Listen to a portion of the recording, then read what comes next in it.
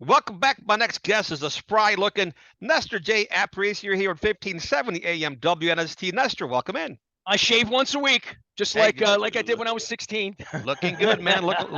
You look like you're 35 years old today, which is a good thing, right? Not It's everybody can Pittsburgh pull that week. off. Everybody's got to be younger in Pittsburgh week. Everybody's got to work a little harder. You know, team's 8-4, going up to the Berg and backup Yeah. quarterback. This is a mess, right? Like I've been talking about this all week with in regard to drafting a quarterback that runs in the linebackers, right? Like nobody liked those questions that I asked. And I'm thinking to myself, this is the real seriousness of it. It isn't that he might get hurt, he will get hurt.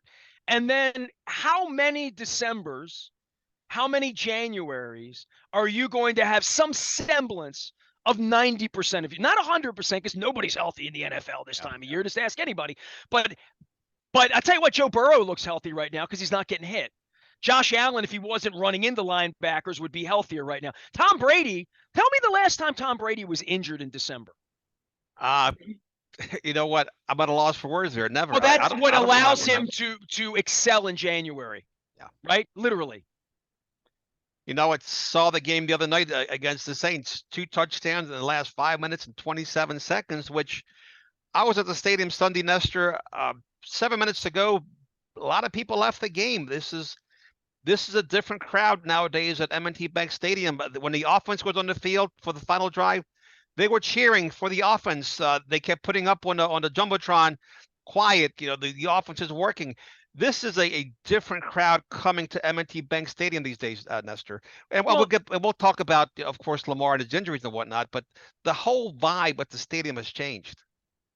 Well, people like me are gone. My wife's gone. She's not screaming on third down anymore, and she screamed every third down for 19 years. So, like, those people that are gone, I can't speak for them. I never wanted to leave. So I want to make that really clear.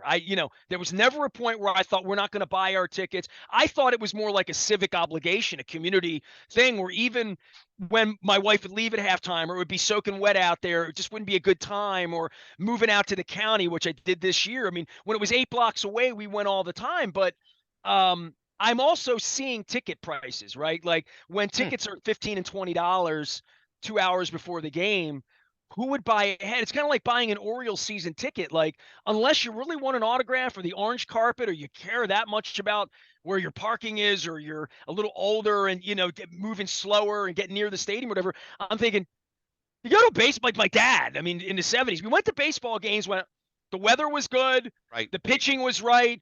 That Happy Days of Laverne and Shirley weren't on TV that night, the night when you had something else to do.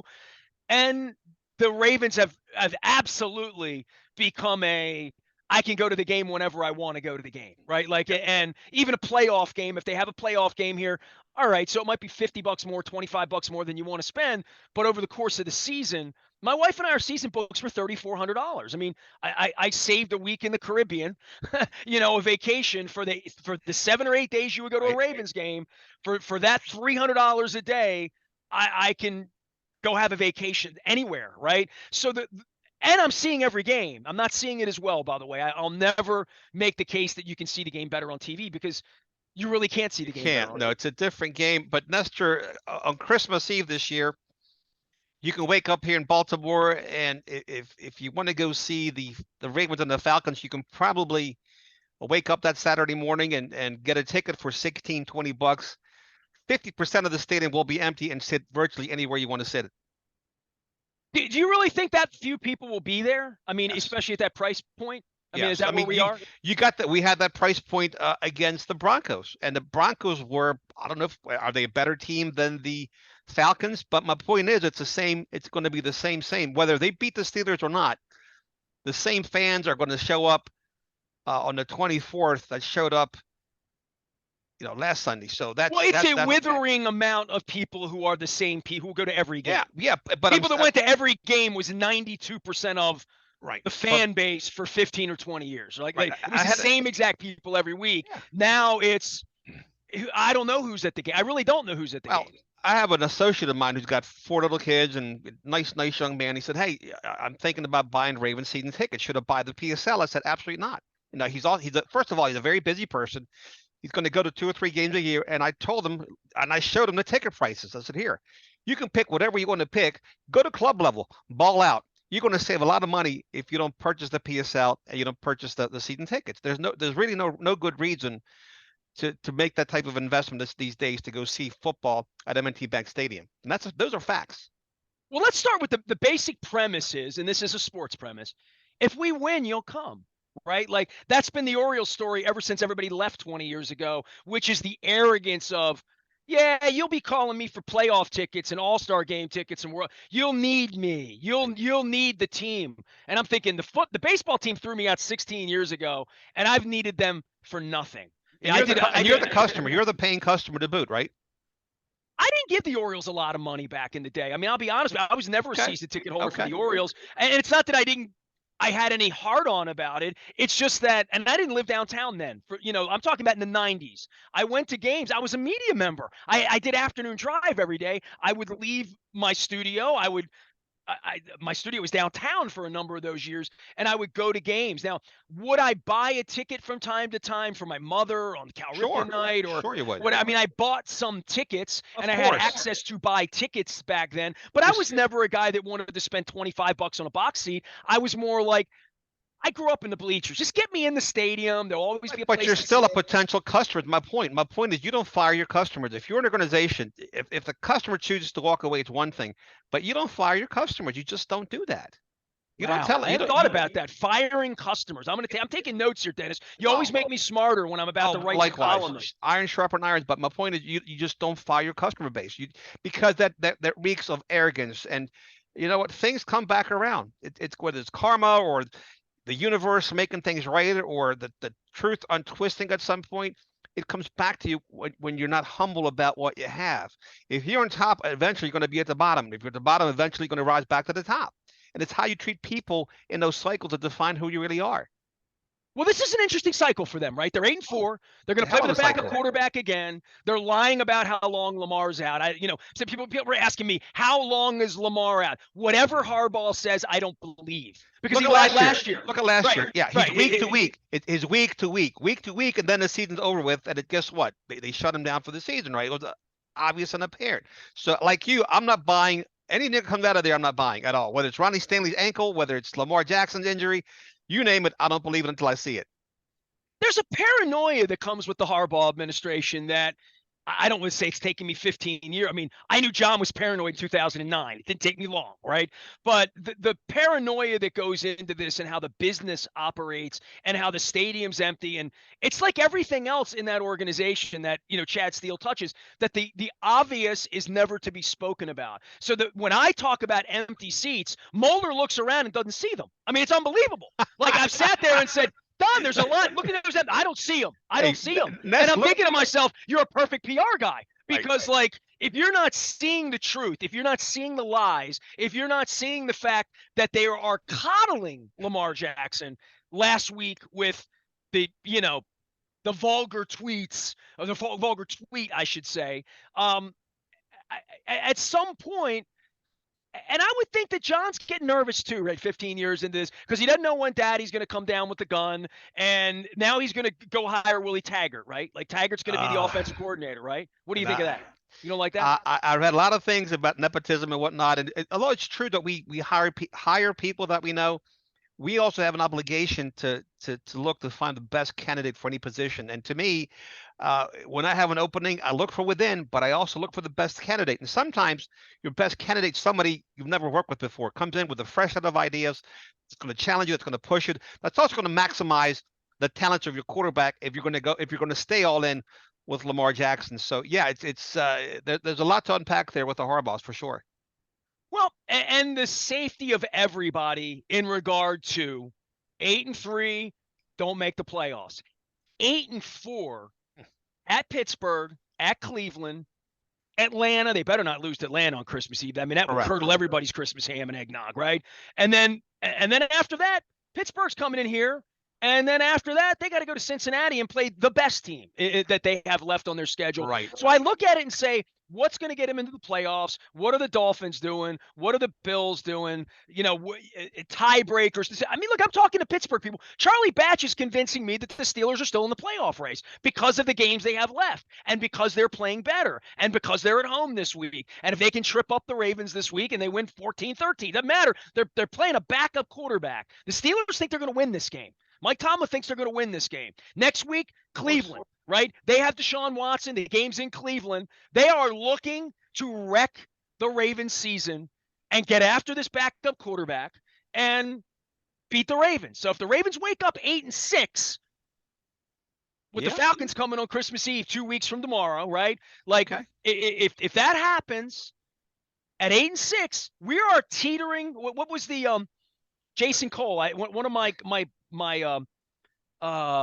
dancing on the edge of chaos. That was Jason Cole's line. My buddy Jason Cole, who asked Harbaugh if he was dancing on the edge of chaos by firing Cam Cameron.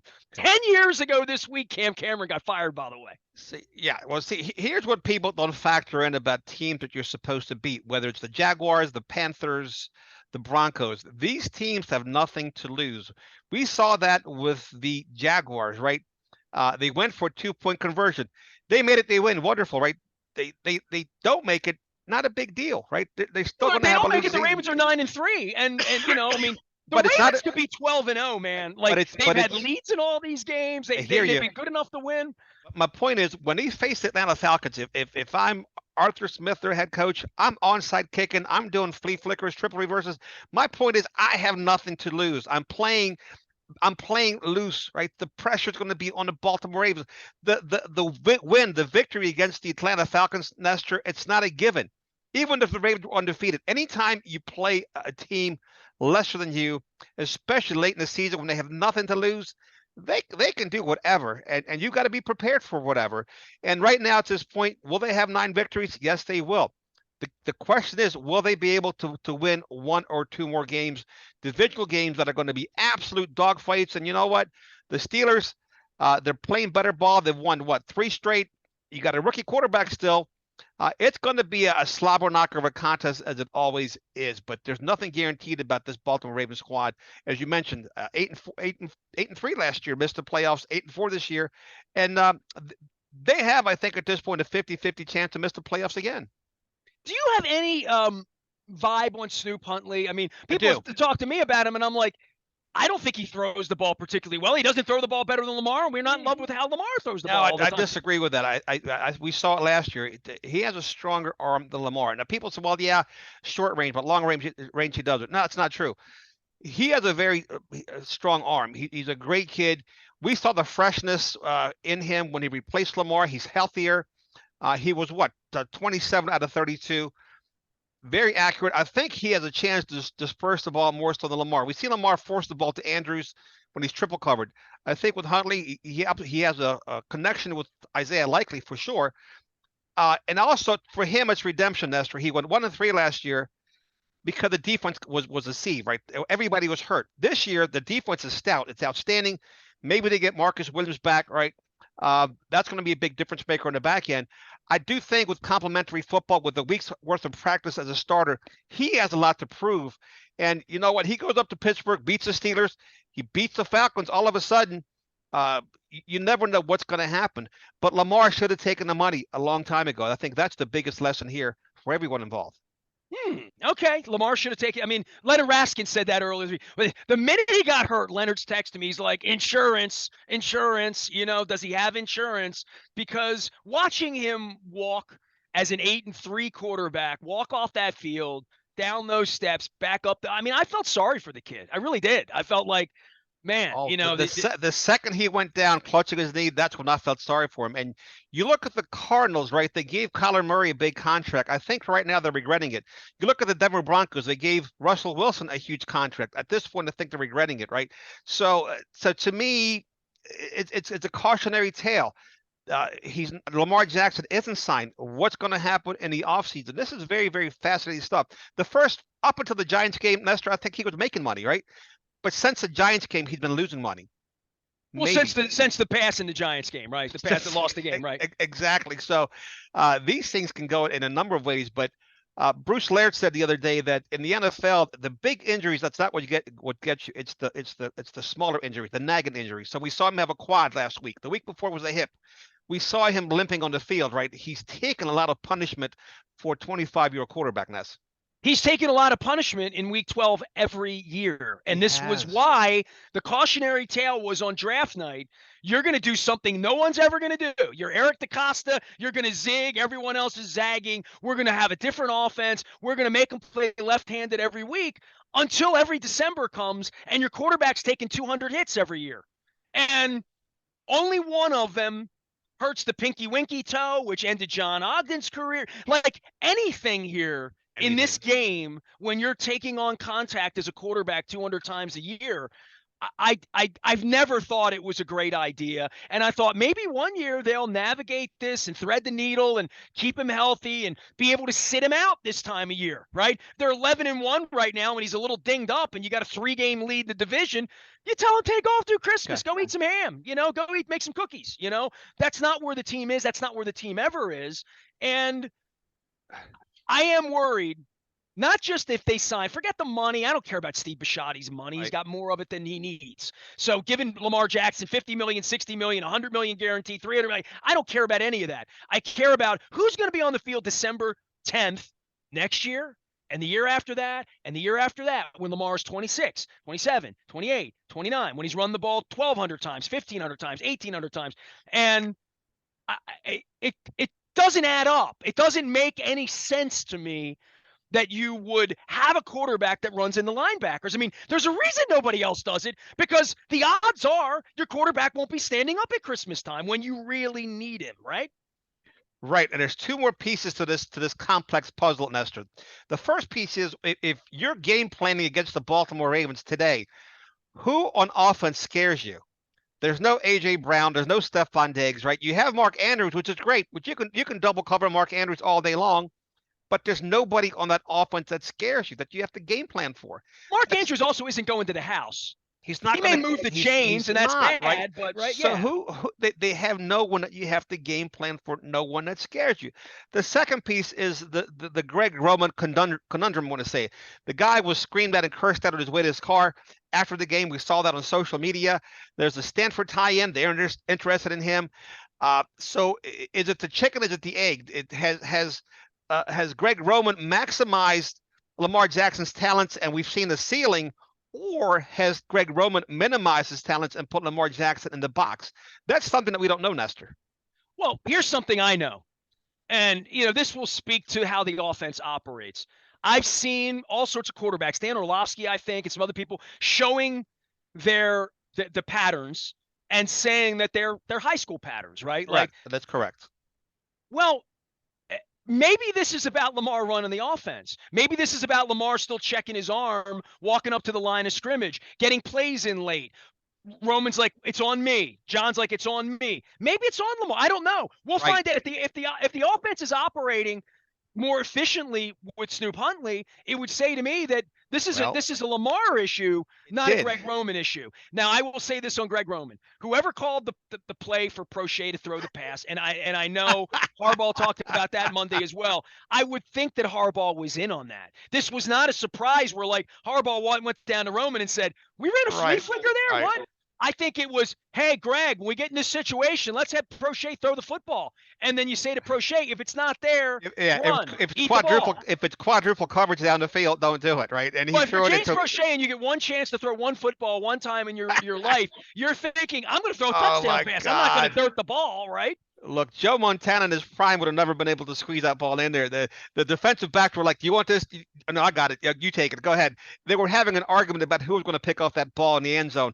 That duck was up there for a very long time, and to me, it reeked of panic. Right? Instead of driving down there and getting at least a field goal, making it a 9-6 game. Right? So that way, had it taken the points there, maybe they would have scored a touchdown. Denver would have had to score a touchdown at the end of that game versus a field goal, which they blew it when Russell Wilson inexplicably took off and ran with the ball instead of throwing it for 10, 15 yards down the field. I'm figuring like by the fourth quarter, Bisciotti's got at least a bottle of wine in and maybe onto the second bottle. And he's sitting up saying the same thing. I'm sitting up here, drinking an iced tea, watching the game on the big screen thinking, who's coaching this outfit? Who called that play? Who who agreed to at the 30-yard line with the greatest kicker on earth. I mean, it's a 9-3 game. The score's 9-6. Don't take points off the board. And I'm thinking to myself, what does Bisciotti make of this? Whose idea was this? Oh my God! No, had they lost, that play would have been talked a lot more than you and I are talking about it right now. It would have been the story why they did it. It was awful. Never mind the loss, but I tell you what. I can't imagine a decision that I've seen this year that's such an egregiously obvious decision to not call that play in that circumstance with the backup quarterback in the game. The offense ran a lot better the last 3 quarters than the first quarter under Lamar Jackson. That much I can attest to. Denver has a top 3 defense. They're a tough team to move the ball against all season long. Their offense is a mess, but that defense. So I thought the offense looked crisper with Huntley, who came off the bench cold, hadn't played all year. So I'm curious and excited to see what happens in Pittsburgh. I'm sure the Steelers are feeling the same exact way. They feel they got a shot at the playoffs. Ravens, this is a huge game. It really is. Never mind a Falcons game. This is a big, big game. You talk about a game that determines the outcome of your season. Man, oh man, 9-4 is a lot better than 8-5. You make me want to get in the car and go to Pittsburgh on Sunday, Dennis. Let's go, buddy. Come on. I hope the nation sees you there for a number of reasons. Well, time will tell. You never know. You never know, right? Maybe said the farmer, right? It's a good thing. It's a bad thing. Maybe we'll see. A lot of times. I'm going to say, and I said this to somebody. I said, I got friends everywhere. I got friends in Pittsburgh. Hey, I have friends in low places. An Essex kid like me, you never know who you're going to run into. Middle River? You got friends in Middle River? I'm just kidding. Middle River, Dundalk, the east side. Now I got the west side covered, so it's a lot of fun, but no shortage of storylines in the NFL for sure. Yeah, and seeing this kid play in Pittsburgh, that Charlie Batch said he's going to be the quarterback for a couple years here. That they're seeing strides in him. One stride would be having Ravens pelt on your wall. He has 4 interceptions. 4 touchdowns versus 8 interceptions. This game will be won by the defense. Whoever turns the ball over. This is going to be a defensive battle. I don't see either team running the ball well at all. So it's going to come down to turnovers. It really is. Well, then I like the Ravens in the game then, right? I like our chances. We have the kicker. We have the defense. Roquan Smith is a monster. The Steelers will not run the ball against the Ravens. And I don't know. I haven't heard an injury report about Marcus Williams. It'd be huge if we can get him back. Well, and I think Ronnie Stanley, be back out on the field, even without Lamar. The notion that more 100%. Protection for Snoop, running the ball better. Ronnie, but are we getting Ronnie Stanley at 80%, 90%? I'd rather have him at 50% versus what they had after Sunday. I mean, it was a turnstile and 3 sacks in the first quarter. Not many quarterbacks are going to withstand that kind of punishment. Well, that kid shouldn't be out of line. You're doing a disservice to Fulele, put him on the field. 100%. He's a right tackle at best, right? He's Orlando Brown Jr.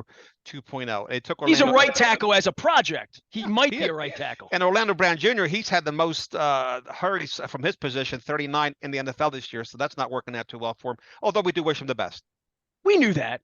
He's a right tackle. We knew that. We knew that. We knew that. He didn't have the feet. So you know who else knew that? Eric DeCosta knew that. He knew that. 100%. Yeah. You want to go? Let's see what I can get for you. Let's. I hate to lose you, kid, but let's see what happens, right? So. Well, DeCosta has been brilliant about that part of it in regard to Hollywood Brown. You don't want to be here. We'll deal you off. We'll go get a center. And Luke says it all the time. The problem, though, is, when they let Hollywood go, they didn't replace him. They should have replaced him with another wide receiver, a top wide receiver. Well, your point is what scares the Steelers? Nobody's taking the top off the defense, and I'm not sure Huntley could get the ball there. Deshaun Jackson? I mean, come on.